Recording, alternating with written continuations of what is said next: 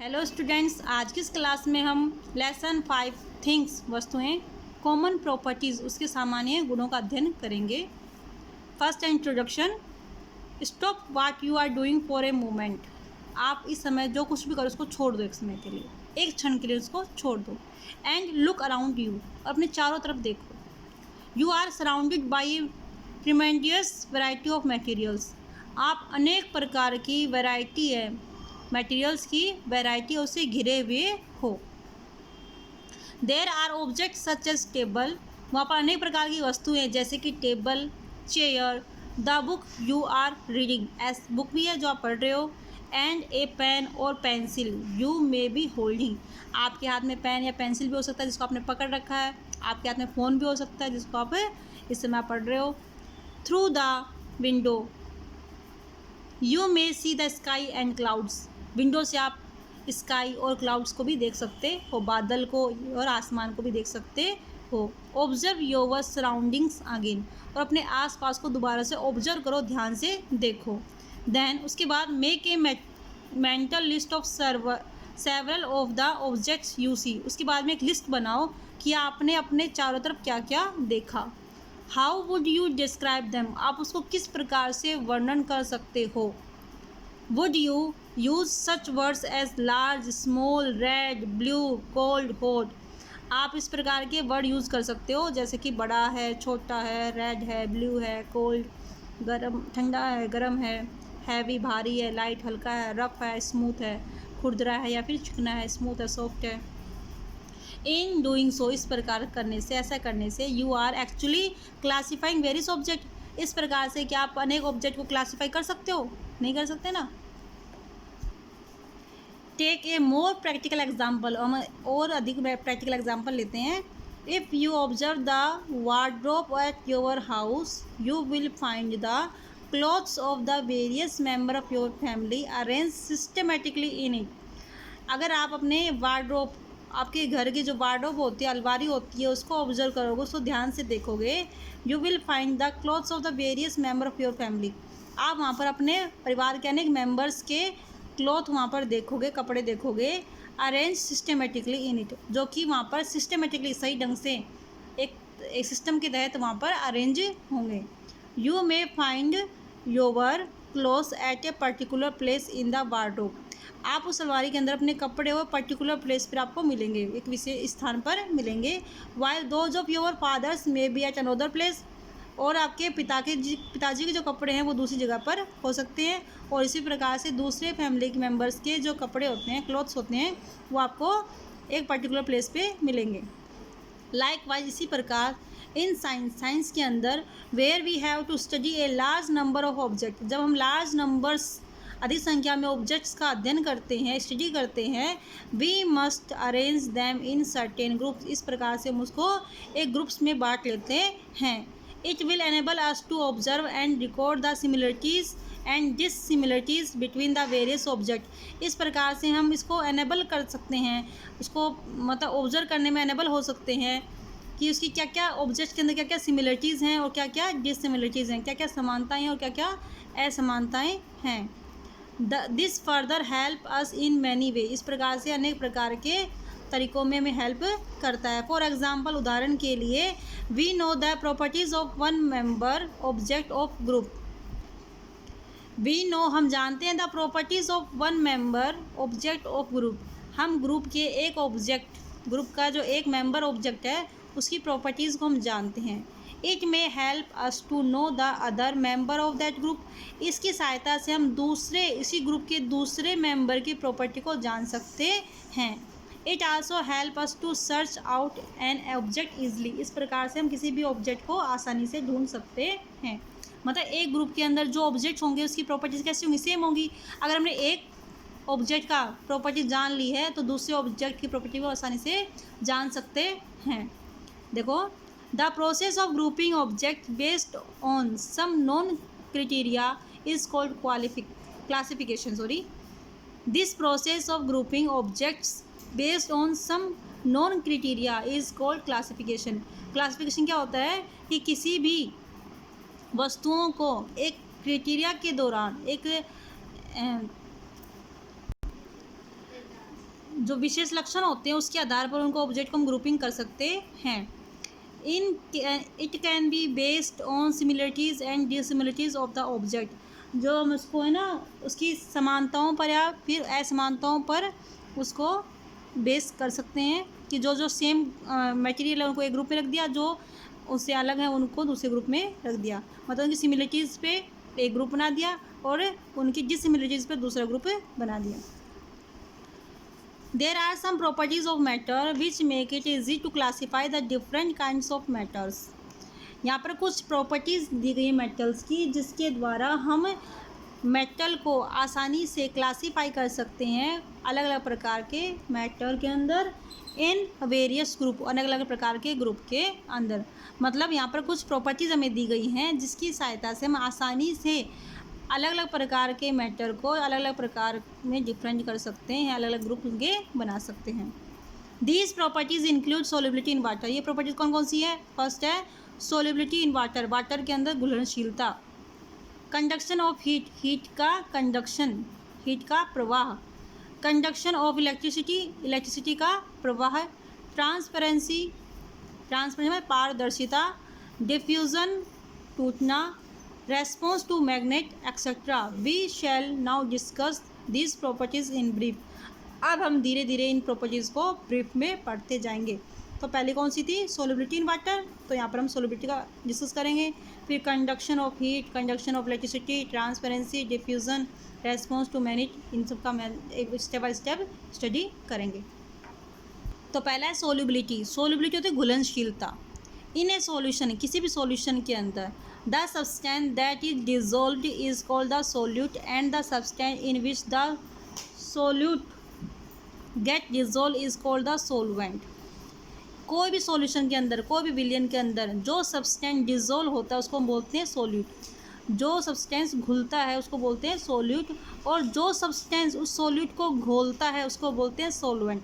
जैसे कि एग्जांपल लेते हैं हम, for example in a glass of lemonade, lemon juice, हम शिकंजी का जो लेमन जूस बनाते हैं, and the sugar are solute. इसमें क्या होता है? शिकंजी के अंदर जो लेमन जूस है और शुगर है वो क्या है? सोल्यूट्स हैं, क्योंकि दोनों उसके अंदर घुलते हैं। And the water is a solvent, और जो पानी है वो क्या उसका? सोलवेंट, क्योंकि वो दोनों को घोल लेता है। ठीक है, मतलब जो घुलता है वो तो क्या होता है? सोल्यूट, और जो घोलता है वो होता है सोलवेंट। जैसे कि चीनी और नींबू के रस को घोलता है वो तो सोलवेंट हो गया। घोलता कौन है? जल। और घुलता क्या है इसके अंदर? चीनी घुलती है, और नींबू का जूस है वो पानी के अंदर मिलता है। तो ये क्या हो गया? सोल्यूट, और पानी क्या हो गया? सोलवेंट। ठीक है बेटा, आगे देखते हैं इसमें। इस डायग्राम में दे रखा है, ये लेमन है, सोल्यूट है, शुगर है, ये भी सोल्यूट है, ये वाटर है, ये सोलवेंट है, और दोनों को तीनों को मिला दिया तो क्या बन गया? ये solution, lemonade. A substance that dissolve in water is said to be soluble. ऐसा सब्सटेंस जो वाटर के अंदर डिजोल्व हो जाता है उसको हम बोलते हैं सोल्यूबल। जैसे कि salt and sugar are soluble substance. जो भी सब्सटेंस वाटर के अंदर सोल्यूबल हो जाता है उसको बोलेंगे जो घुल जाता है उसको बोलेंगे सोल्यूबल। जैसे कि चीनी और शुगर और चीनी, नमक और चीनी, ये क्या है? सोल्यूबल है, पानी के अंदर घुलनशील पदार्थ हैं। Mercury and oil do not dissolve in water. जो मरकरी है और ऑयल है ये पानी के अंदर डिजोल्व नहीं होता, नहीं घुलता है, इसलिए बोलते हैं इसको दे आर इनसोल्यूबल, उनको अघुलनशील बोलते हैं। क्या बोलेंगे? अघुलनशील। The amount of solute that will completely dissolve in a given amount of solvent at a specific temperature is called its solubility. देखो यहाँ पे, the amount of solute that will completely dissolve in a given amount of solvent, मतलब एक हमें amount दिया गया solvent का, मान लो 100 ml हमें वाटर दिया गया है, उसके अंदर सोल्यूट है वो कम्प्लीटली डिजोल्व हो गया है एट ए स्पेसिफिक टेम्परेचर, किसी विशेष टेम्परेचर पर, उसको हम बोलते हैं उसकी सोल्यूबिलिटी। ठीक है बेटा, किसी अमाउंट है सोल्यूट का, वो किसी गिवन टेम्परेचर पर गिवन अमाउंट का सोलवेंट है उस पर कम्प्लीटली डिजोल्व हो चुका है, इस प्रकार से उसको बोलते हैं उस सोल्यूट की solubility. Things can be grouped as soluble and insoluble. जो वस्तुएं हैं उनको हम दो प्रकार के ग्रुप बना सकते हैं, सोल्यूबल और दूसरा insoluble. Example of such grouping are as under. इस प्रकार के जो ग्रुपिंग बनाएंगे उसको हम नीचे देखते हैं। फर्स्ट है सोल्यूबल, सॉलिड, गैसेस, लिक्विड। जो सोल्यूबल सॉलिड्स है वो है शुगर, कॉमन साल्ट। जो सोल्यूबल गैसेज हैं वो कार्बन डाइऑक्साइड एंड ऑक्सीजन, जो वाटर के अंदर डिजोल्व हो सकती हैं। Liquids antifreeze, ethylene glycol in water, alcohol, vinegar और लेमन जूस, ये पानी के अंदर सोल्यूबल हैं, पानी के अंदर घुल सकते हैं। जो पानी के अंदर नहीं घुलते हैं वो देखते हैं, वो जो वाटर के अंदर इनसोल्यूबल हैं वो देखते हैं सॉलिड्स, मेटल धातुएं, स्टोन पत्थर, लकड़ी, stand, sand and chalk powder. जो मिट्टी है और चौक का पाउडर ये पानी के अंदर अघुलनशील है, इनसोल्यूबल हैं। इसी प्रकार गैस होती हैं nitrogen, hydrogen and carbon monoxide, water के अंदर इनसोल्यूबल होती हैं। Liquids kerosene, coconut oil and mercury, ये वाटर के अंदर इनसोल्यूबल होती हैं। अब देखते हैं activity first, solubility of A gas in a liquid, कि एक लिक्विड के अंदर जो गैस है उसकी सोल्युबिलिटी किस प्रकार से अफेक्ट होती है, उसको हम यहाँ पे देखते हैं। You can determine what condition affect the solubility of A gas in a liquid, आप ये निर्धारित कर सकते हो कि कौन सी कंडीशन है जो कि लिक्विड के अंदर गैस की सोल्युबिलिटी को प्रभावित करती है। फर्स्ट है रिमूव द कैप फ्रॉम ए बोतल ऑफ सोडा, एक सोडे की बोतल लेते हैं, उसके ऊपर से कैप को रिमूव करते हैं और तुरंत immediately fit the opening of A balloon over the top of the बोतल, और उस बोतल के टॉप पर हम क्या कराते हैं, बैलून लगाते हैं तुरंत। शेक द बोतल सेवरल टाइम, और बोतल को अनेक बार हिलाते हैं। Note any changes in the balloon, और बैलून में क्या क्या परिवर्तन होता है वो हम वहाँ पर चेक करते हैं। तो यहाँ पे घर पे भी कर सकते हो बेटा। हीट द बोतल of soda very gently by placing it in A pan of hot water, और जो सोडे की बोतल है उसको हम धीरे से बहुत ही सावधानी से जेंटली हॉट वाटर के अंदर गर्म करते हैं। ये प्रोसेस किसी बड़े के साथ में करना, क्योंकि ये गैस होती है वो तेज़ी से, जिससे हीट मिलती है ना उसको, तो वो तेज़ी से एक्सपेंड होने का कोशिश करती है, तो बैलून तेज़ी से फैलेगा। Note any further changes in the balloon, उसके बाद में बैलून के अंदर क्या चेंजेस होते हैं। When two condition of solubility are being tested here, यहाँ पर दो प्रकार की सोल्युबिलिटी टेस्ट की गई है, एक तो नॉर्मल वे में, दूसरा टेम्परेचर जब दिया गया था उस पे में।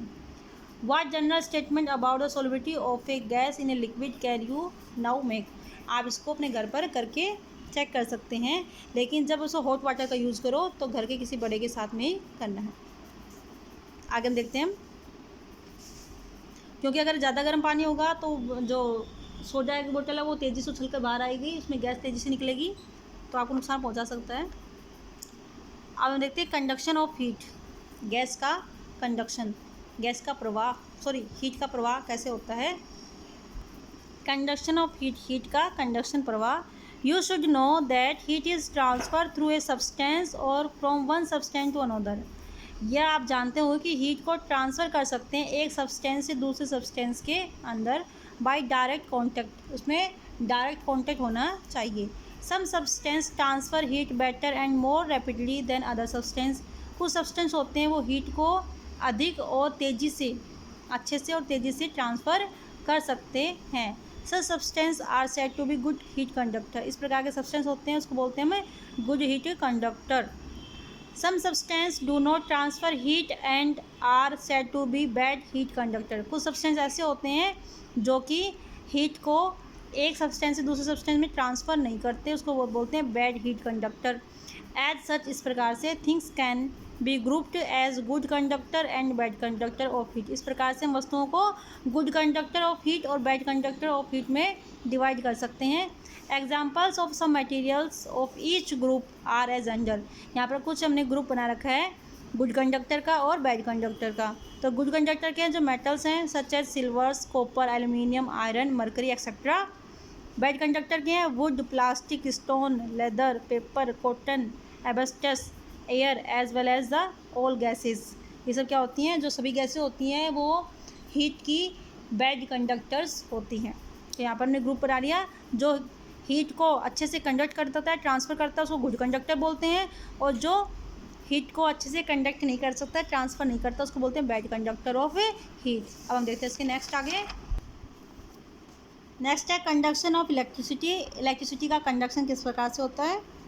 Electricity needs a path to flow, electricity को फ्लो होने के लिए एक पाथ चाहिए, एक रास्ता चाहिए।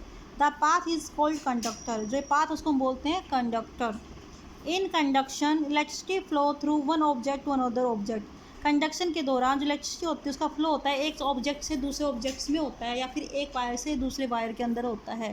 सिंपल वे में हम समझते हैं तो certain materials allow electricity to flow freely. कुछ मटेरियल्स ऐसे होते हैं जो कि इलेक्ट्रिसिटी को फ्रीली फ्लो होने देते हैं।